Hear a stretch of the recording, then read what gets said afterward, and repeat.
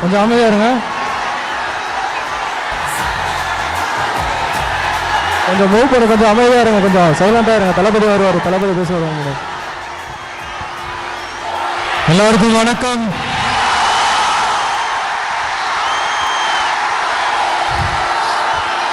நான் பேசுறது கேக்குதா?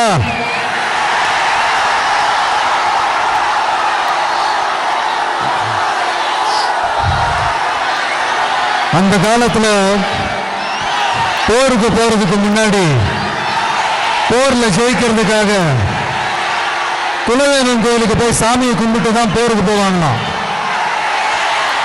அந்த மாதிரி அடுத்த வருஷம் நடக்க போற ஜனநாயக போருக்கு தயாராகிறதுக்கு முன்னாடி நம்ம மக்களை உங்க எல்லாரையும் பார்த்துட்டு போலான்னு வந்திருக்கிறேன்.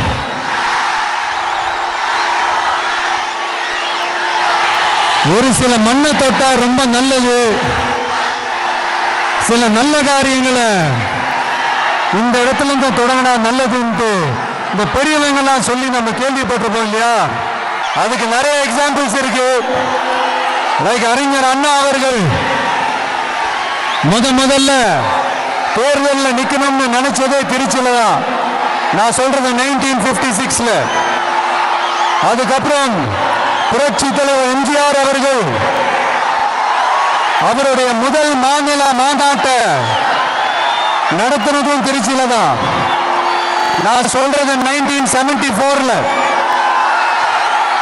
அந்த மாதிரி திருச்சிக்குன்னு நிறைய வரலாறுகள் இருக்குது. நம்ம கொள்கை தலைவர் பெரியார் அவர்கள் வாழ்ந்த இடம், மலைக்கோட்டை இருக்கிற இடம்,